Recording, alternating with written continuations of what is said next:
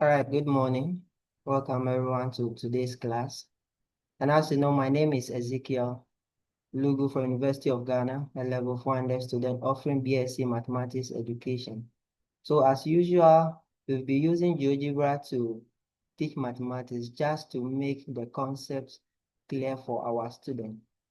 And today we are going to look at linear programming as a subject in mathematics. So what we'll be doing today is be taking some function and then minimizing that function. So when we talk about linear programming, it's just a mathematical techniques used to optimize a linear objective function, which are subjected to some conditions, and then the conditions are called a constraint. Right, so what we mean by when we are doing a linear programming or question related to linear programming, it will be give you a function for you to optimize. And what we mean by optimization is just to either maximize or minimize that function. And in the case of minimizing or maximizing that function, the function, which is the objective function we call, will be subjected to a constraint or a condition. So when you're able to satisfy those conditions, then you'll be able to maximize or minimize those conditions. So what we are going to do is I'll be giving you some questions to solve, or I'll be taking you through this using some questions. And then I'll also show you the step-by-step approach that you'll be able to use the GeoGebra to solve those questions. So here, we are just finding the best value of the decision variable or the objective function that satisfies the constraint.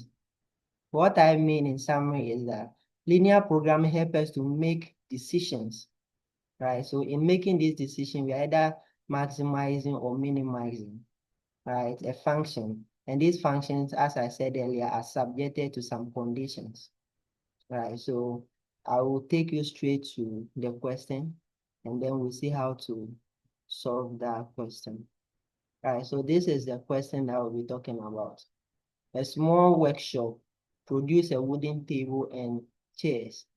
Each table takes 1 hour of carpentry work and 3 hours of painting, while each chair takes 3 hours of carpentry work and then 1 hour of painting. The workshop must meet the following conditions. So as I said earlier, these are the conditions that the workshop must meet to be able to, for you to be able to maximize or minimize what you are trying to do. So for linear algebra, we use it in everywhere in our daily lives. Talk about the business area, the agriculture area, the industry, everywhere we use linear programming a lot. So this question like this is pertaining to the carpenters.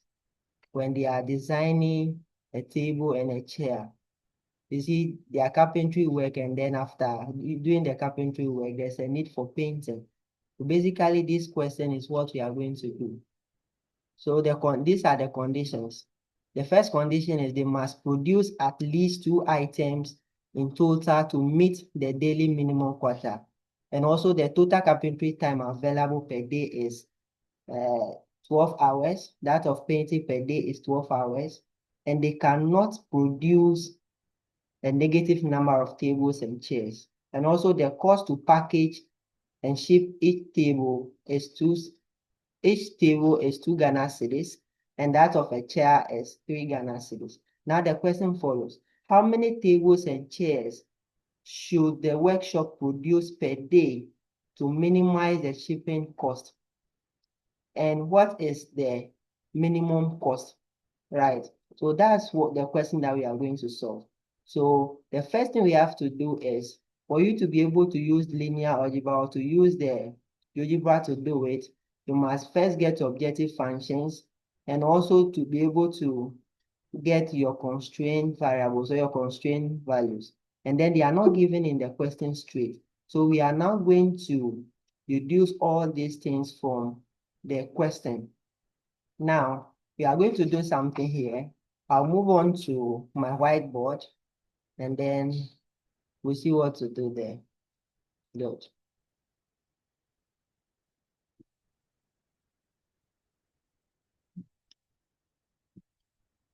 So today we are talking about linear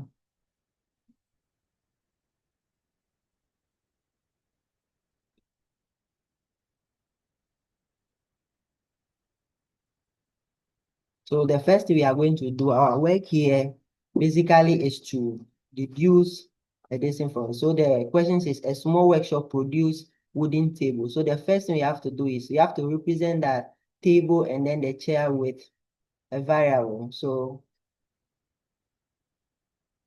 now let our T be table produce.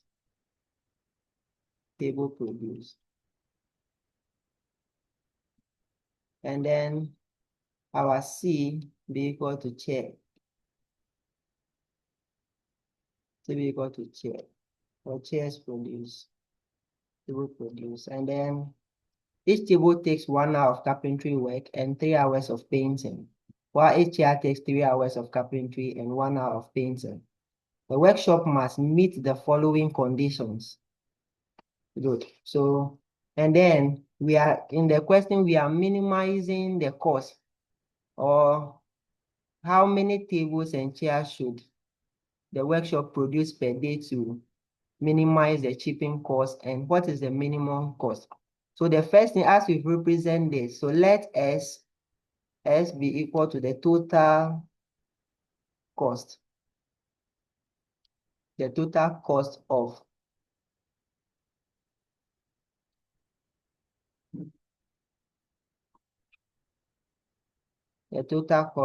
tables and chairs, right? Cost of tables and chairs. So the first thing we have to do is, the first thing we did is we define our variables. Now we have to define our objective function. But the objective is to minimize the shipping cost, right? So the shipping cost for table is 2 Ghana cedis per table, and that of a chair is 3 Ghana cedis. So as we let S to be equal to the cost of tables and chairs, our function now will be S will be equal to 2T. That's 2 cedis per table plus 3 cedis per chair. That's it. So basically, this is the function that we are going to minimize, right? Then our next thing is, so this is our objective function. Objective function. This objective function. So the next thing, we have to get our constraints. Our constraints. We have to get our constraint functions. All right. Good. So to get the first constraint function, what are we to do here? So they said the minimum production, that is, you have to get the minimum production. The workshop must produce at least 2 items in total. And what are the items involved here? The items involved here are table and chairs, which we represent with T and then C. Okay, so the first constraint variable will be T.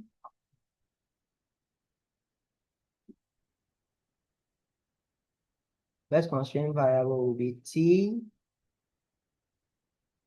plus C. And they said at least, so it must be greater or equal to 2. So that will be our first constraint variable. And then the second one, which have to deal with the carpentry time. So they say each table makes 1 hour carpentry, each chair takes 3 hours of carpentry, right? So the total carpentry time available is 12 hours. So that's the condition we are using for it. So our constraint variable for the carpentry time is going to be T, that is 1 hour for table, plus 3 hours for chair, right? And then the total carpentry time available is 12 hours. That is less or equal to that 12 hours. Less or equal to that 12 hours. And the next one, then we have to look at the painting time. And in the question also says each table takes 3 hours of painting and each chair takes 1 hour of each chair takes 1 hour of painting, and the total hours available for the painting too is 12 hours. So it's going to be 3T, that's the table, takes 3 hours, plus 1 hour for the chair, that is C, is less or equal to 12. Less or equal to 12. So what's the next thing in the question again. What are we supposed to look at in the question again? So when you read the question carefully, they said they must not produce any negative number of tables, right, and chairs. So meaning your T, which is the table, we represent a table with T, must be greater or equal to what? 0. And your C also must be greater or equal to 0. In that sense, they will not be able to produce any negative number of tables and chairs. So as you look at it, these become our objective function. These become our objective function. And these are the constraints. So now that we are going to move on to our GeoGebra app and then use the GeoGebra to do that. But I've made work easier for us. So I've listed the various steps involved in using the GeoGebra to do that. So we can read from this. It says steps to solve linear programming problems in GeoGebra. So our first thing we have to do when we enter into our GeoGebra is to enter the constraint functions or the constraint variables. And this is the constraint variables we know, which has the T plus C is greater or equal to 2, T plus 3C is less or equal to 12, then 3T plus C is less or equal to 12, and T is greater or equal to 0, and also C is greater or equal to 0. So with that much ado, let's move on to the GeoGebra app. So that means the first thing we have to do is to enter the constraint variables. You have to enter the constraint variables on our GeoGebra. So as usual, this is our GeoGebra interface that we usually do every day. So the first thing is to use the input functions to enter our variables. All right, so our first constraint variable is T plus C. Right, so T plus C is less or equal to T plus C is less or equal to T plus C is less or equal to, so let me use this to pick my variables. T plus C is less or equal to 12. So,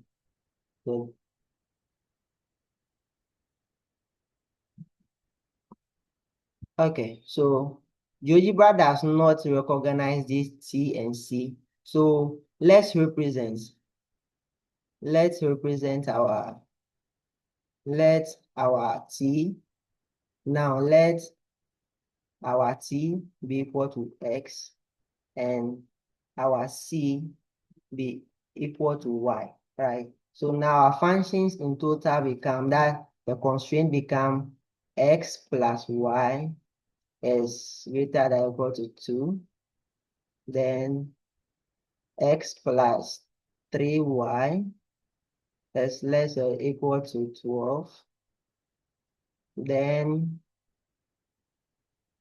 3x plus y less or equal to 12. Then x is greater than or equal to 0. And also your y is greater than or equal to 0.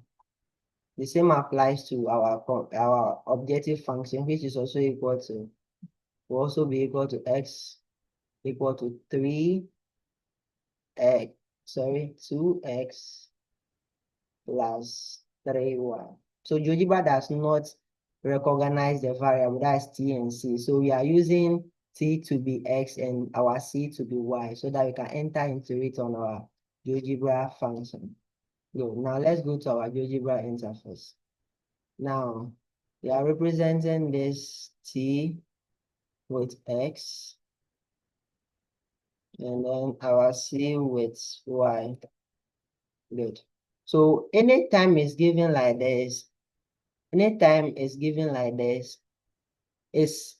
a range, it's an inequality, so it's a range. So after everything, we are going to use an equation which will replace the inequality sign with the equal to sign for us to get our equation or our line to do that for us. So our next, this thing will be inequality here. I'm having is going to be x plus, it's going to be x plus 3y, 3y less or equal to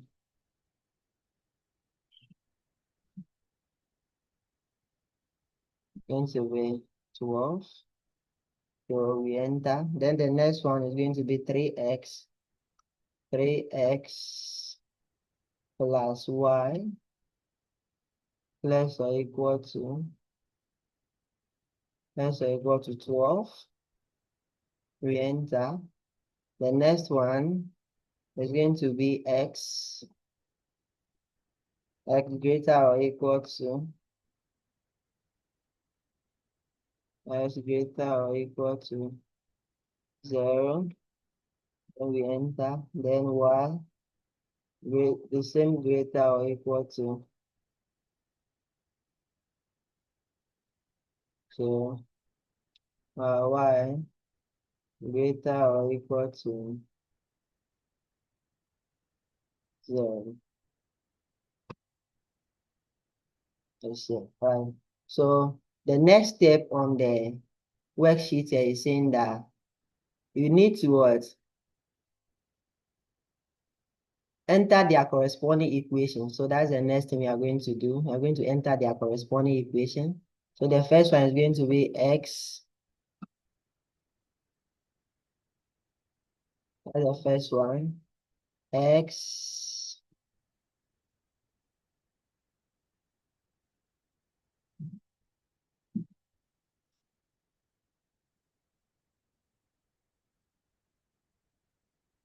let me just copy it there.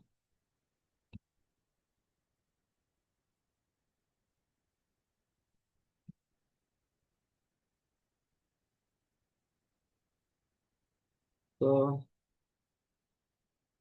the first one we'll be having here is x plus y is equal to 2. So to get the boundaries for it, and then the next one is x plus 3y, 3y will be equal to 12. Get the boundary for it. Then 3x plus y will be equal to 12. Get the boundary for it. Then x is equal to 0. Y is also equal to 0. Y is also equal to 0. Now we've added the corresponding equation to it just to get the boundaries for it. So the next thing on the worksheet is saying we should bound the constraint regions using this, right? So this is the command we are going to give GeoGebra to bound it. So let me do that exactly. So you can see that all the inequalities are in A, B, C, D, and E. A, B, C, D, and E. So what I'm going to do now is A, as the command shows there, percent B, percent B, then percent C, percent D, percent E. So that means we are bounding all the region. That's the constraint region for it. So I equate it. So you can see that there is a region here that has changed the color for it. So this is our constraint region that is going to help us to obtain our, or to be able to optimize our objective function there. So let's check again. The next step is, let me hide the constraints. So that's the next thing I have to do. I do this for you to be able, when you are trying to explain, or a teacher is trying to explain it to a student, to be able to follow the steps to also do that. So the next thing is that I should hide my constraints. So these are my constraint variables. So I'm hiding them. So I'll hide them. So you can now see that there's a constraint region here. So our optimization is going to take place around this region, right? So this is a region that we are going to do optimization on. So the next one is find the intersection. So here we are finding the intersection of the point corresponding lines of the constraint variable. So that is the intersection point we are going to do. So what to do here is to get your intersects, right? Then you pick your lines, you pick them. So we are just finding the intersection of all of them. So you can see that when you find the intersect, there are points created, points of intersections are created at the algebra view. So that's what we are going to do. That's what we are going to do there now.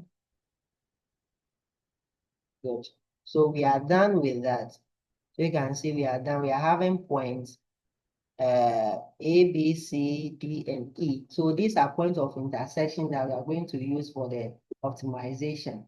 So let's check the next step here. The next step here is to enter the objective functions. And this becomes our objective function. Our objective function is 2x. So the next thing is to enter the objective function. So we let s be equal to, the objective function now is 2x plus 3y. So this becomes our objective function, which is given it is x, which is in the coordinate of x and y, right, to be this.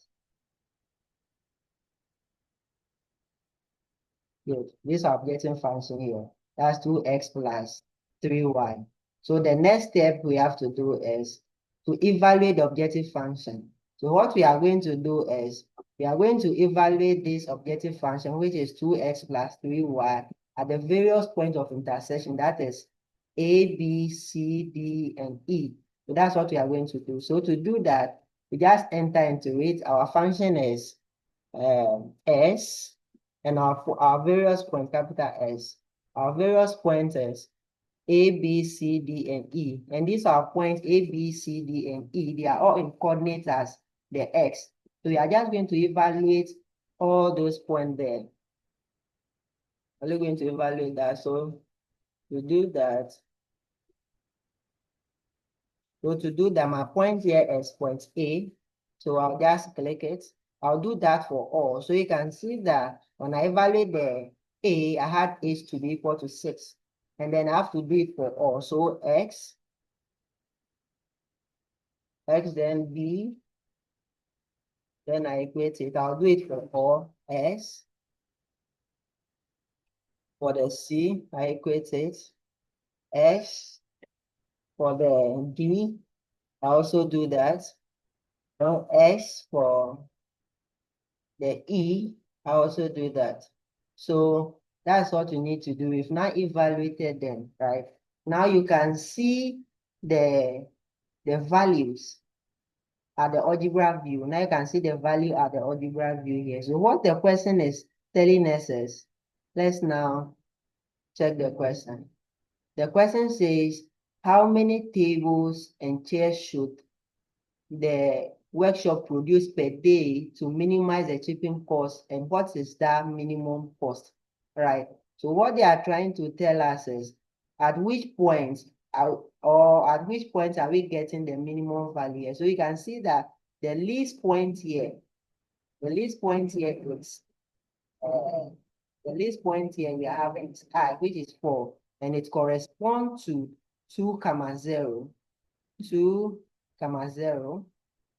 So we can see here that our least point is at point E with 2, 0. Now the question is telling us, you remember we let our T, which at first we represented to be number of table,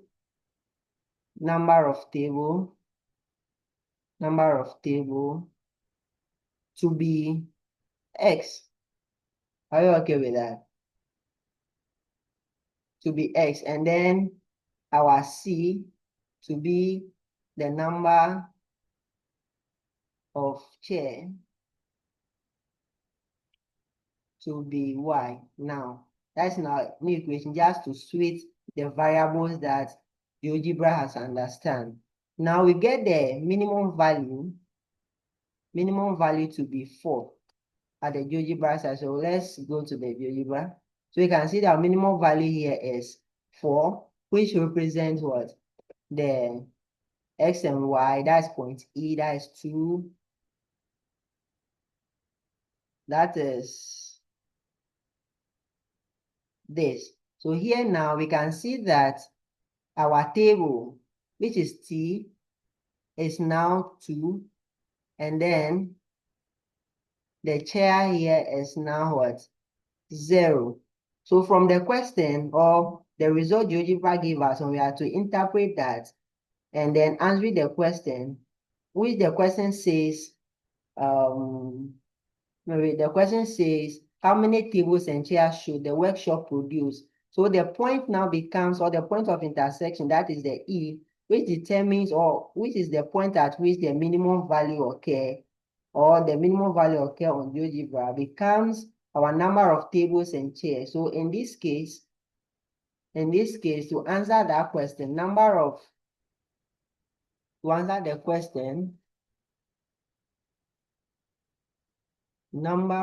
tables and chairs to, or chairs the workshop needs to produce to minimize